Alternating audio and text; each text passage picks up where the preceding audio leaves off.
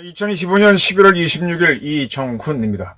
이 방송이 나가는 27일 추경호 전 원내대표, 국힘당이죠, 체포동의안을 국회에서 다룹니다. 이 추경호 의원에 대한 체포동의안을 아마 여당은 통과시킬 겁니다. 그렇게 하면서 국힘당은 내란당이다 라는 프레임을 씌우려고 합니다. 그리고 일주일이 지나서 12월 3일이 되면 계엄령 선포 1주년입니다. 이 계엄 1주년을 앞두고 내란 프레임을 씌워서 국힘을 잡아 족치려고 하는데, 이 국힘당에서는 계엄 선포 1년이 다가왔으니 국민한테 사과를 해야 된다라는 신진 세력들이 등장하고 있습니다. 참, 그들을 어떻게 봐야 될까요? 저는 순진하기도 하면서 아주 영악한 문제아들이다라고 봅니다.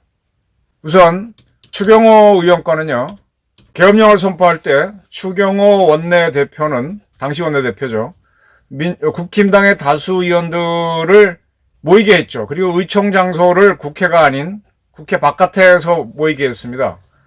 그렇게 한 거는 윤석열 대통령이 계엄을 선포한 거를 해제하지 못하도록, 국회가 이제 해제하라라는 결의안을 낼 수 있는데 하지 못하도록 했다. 그래서 내란의 공범이다, 이런 혐의를 받고 있습니다. 이러한 추경호 의원한테 내란 공범 혐의를 씌워서 체포를 해가려면 국회가 동의를 해야 되는데, 그 동의안을 27일 받으려고 합니다. 특별한 일이 없으면 아마 통과가 될 겁니다. 그러면 이제 내란 프레임을 씌우죠. 그런데 이렇게 이제 계엄령 1주년이 다가오니까 경기도 포천 가평을 지역구로 하는 김용태 젊은 의원이 있죠. 1년 전에 여야의 극한 대립이 있었다. 다수 야당, 현재의 민주당이죠, 다수 야당의 입법 전행에 있었던 것은 사실이다. 그렇다고 해서 군대를 동원해서 정치적 문제를 해결하려고 했던 건 국가 발전이나 국민 통합, 보수 정치에 의해서 전혀 도움이 되지 않는다라고 하면서 사과를 해야 된다라고 주장을 했습니다.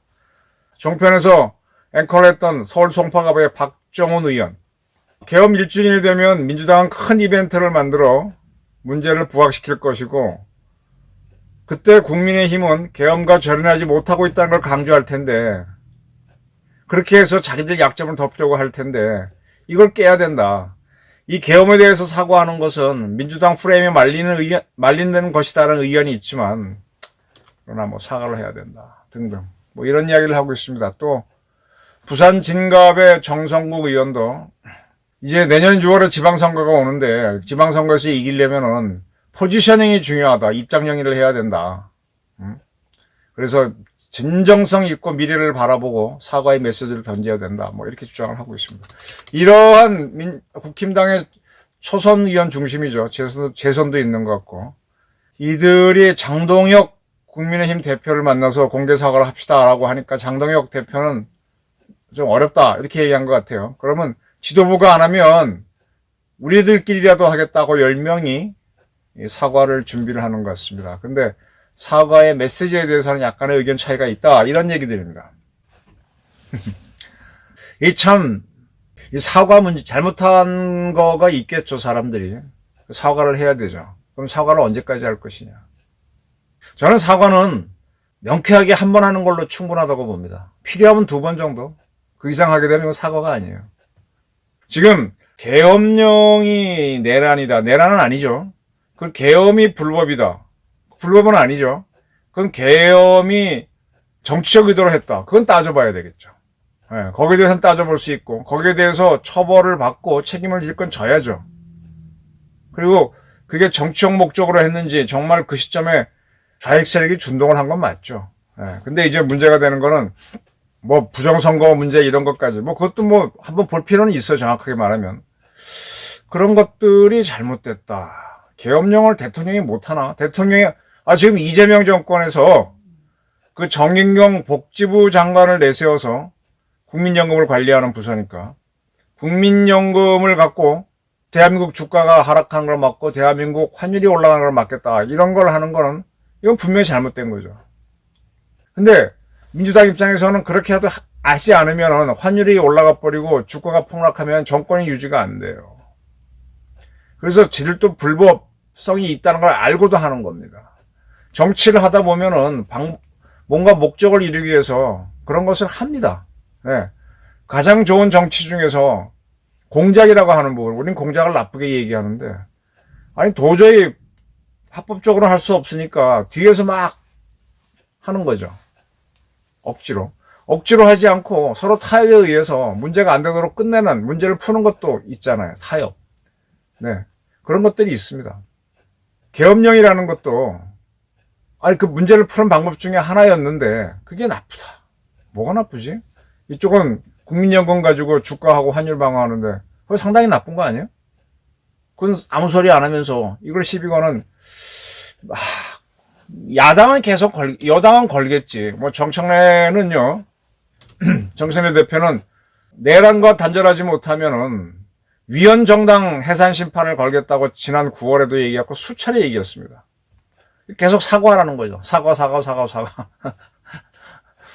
대한민국이 일본에 대해서 사과 계속 요구해서 어느 정도 통하기는 했어요.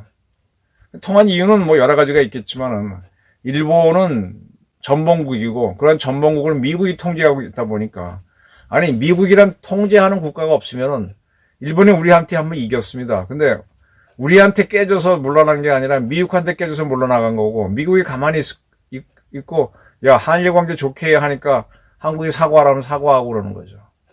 없으면은 국력이 좋은 일본이 벌써 다시 우리를 잡아먹으러 또 들어왔겠죠. 이 사과는 그렇게 많이 나오는 게 아니에요. 현실 세계에서는 오히려 진 쪽에서는 절치부심해서 복수를 하기 때문에 사과 요구하라고 했다가 오히려 복수를 당하는 경우가 많습니다.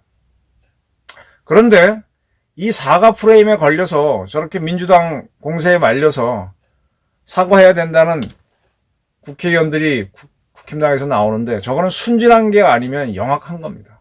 제가 어릴 때 굉장히 순진하다, 순수하다는 얘기를 많이 들었어요. 대학교 가서도 많이 들었어요. 그땐 그게 칭찬인 줄 알았습니다. 착하다는 거죠. 지금 가만히 보니까 바보라는 소리더만요.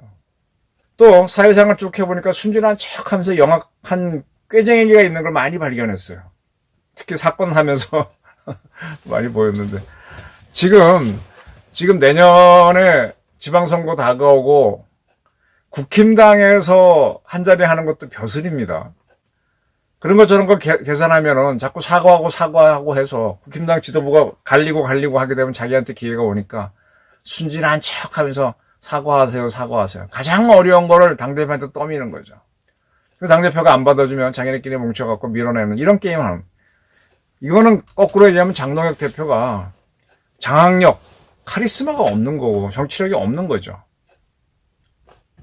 지금 국힘당에서 문제가 되는 거, 국힘당에 가까운 세력 중에서 문제가 있는 세력은 윤 어게인을 외치는 거하고 부정선거만을 계속 외치는 세력 정도를 정도만 조금 좀 심하다고 나머지는 뭐 큰 문제 없어요. 그거 갖고 사과할 이유가 없습니다. 자, 이 민주당이 얼마나 뻔뻔한 세력인가 하면, 지금 이재명 대통령이 외유를 끝내고 들어와서 이화영 연합파티 해서 뭐 회유했다 하는 재판에서, 그 재판에서 이걸 국민 참여 재판으로 해서 이제 배심원이 되는 국민들이 유무죄를 판단합니다. 그러면 이제 법원에서 형량을 결정하는 그런 시스템으로 가는데, 이 국민 배심원들 앞에서 증인들을 불러놓고 증인을 들어야 되는데, 증인을 검찰이 요구한 증인들은 거의 안 받아주고 이화영 쪽이 요구한 건 받아주고, 또 그 증인들에 대한 신문을 충분히 하지 못하도록 해서, 그럼 한쪽이 불리하다고 판단할 수 있죠. 그래서 이제 검사들이 재판부 기피 신청을 하고 퇴정을 했는데, 이거를 이재명 대통령이 들어오자마자 철저히 조사하고 감찰하라 그랬습니다. 와, 전 좀 웃기는 이야기예요. 이걸 자, 기피라는 건 할 수 있어요. 법관이 너무 일방적이다 그러면 기피 신청할 수 있습니다. 이화영 씨는요, 쌍방울 그룹에서 북한에 돈 보낸 거 있죠. 그 사건과 관련한 3자 뇌물 재판을 받을 때 이화영 씨도 재판부 기피 신청을 냈었어요. 이게 대법원 가서 기각이 됐죠. 그래서 140일 동안 재판이 중지됐다가 다시 열렸고, 그리고 최종적으로는 유죄가 나와서 현재 7년 6개월인가 형을 받아 지금 깜빵에 살고 있죠. 7년 8개월이구나. 이화영이가 기피 신청을 할 때는 문제가 없는데 검사들이 기피 신청을 한 건 문제가 있다. 이게 문제예요. 왜? 재판부가 지금 이재명과 좌파 정권이 법원을 엄청나게 압박하고 있으니까 그 와중에 권모건 판사들이 나와서 이재명 정권이 원하는 쪽으로 재판을 갈 수가 있죠. 그건 안 된다. 그리고 어쨌든 검찰에서는 이화영한테 유죄가 나오도록 한 거가 있으니 질 수도 없는 거고 기피 신청을 한 건데 그래서 일방적으로 가는 판사 같아서 신청을 한 건데 그리고 퇴정했는데 그 퇴정이 문제가 있다고 시비를 겁니다. 이거는 행정권이 국가 원수가 사법부가 아니지. 검사가 자기 부하라고 검사들이 자기 고유 권한을 행사하는 거를 침해한 겁니다. 이럴 때 바로 복종하지 말고 지금 이재명 정권이 공무원법 개정을 해서 복종 의무를 삭제하겠다 그랬잖아요. 되들어야 돼요. 또 검찰청법에도 검사는 불합리한 명령에는 저항할 수 있다고 돼 있지 않습니까? 저항해야 돼요. 근데 여기 감찰하겠다고 찍어 누르고 있어요. 이런 것들이 정말 무리한 겁니다. 이화영이 기피 시정할 때는 문제가 없고 검사들이 기피하고 퇴정하면 퇴정까지 했어. 아까 11건. 그러니까 이재명이라고 하는 사람과 그 세력들은 그때그때 다른 그그달인데 그 그그달에 맞서는 국힘당은요. 이 그때그때 바뀌는 사람들은 상당히 약은 사람들입니다. 그럼 여기에서는 순진하게 대하면 말립니다. 북한이라는 나라가 저기 우리를 여러 가지로 흔들고 있는데 거기에 지금 말려들어서 이재명이가 북한은 우리로부터 분리 독립하라 이렇게 해주고 있잖아요. 민족 반역자의 길을 가고 있잖아요. 근데 그거 아무도 모르잖아요. 이렇게 교묘하게 속인데 그 속임에 말려들면 바보예요. 순진하면 바보예요.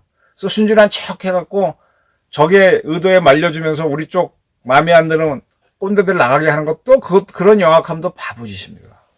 참 좀 답답합니다. 이런 게. 자, 민주당은 추경호 체포 시작으로 내란 프레임 씌울 텐데 12상 계엄 1년이 됐다고 국힘당은 사과해야 된다는 초재선 의원이 국힘당에 10명 정도 있다는 게 참 문제입니다. 근데 이러한 국힘 의원들을 통제하지 못하는 장동혁 대표도 문제고요. 사실 국힘당은요, 아주 날카롭게 민주당과 싸워야 돼요. 이미 사과는 과거 국힘당 비대위원장들이 몇 번 했습니다. 그래서 그건 끝낸 거고, 그 다음에 이재명 정권의 문제점하고 치열하게 싸우면서 국민 심판을 받기 위해서 내년 6월에 선거에 참여해야 되는데, 이 내부에 이런 세력들이 있네. 그리고 그런 자들을 통제하지 못한 지도부가 있네. 참 국민의힘 암담합니다. 그리고 이재명이나 정청래가 하는 수는 빤히 보이는데 그 알고도 말려들고 번번이 걸려드는 거 보면 참 한심하다 이런 생각이 듭니다. 감사합니다.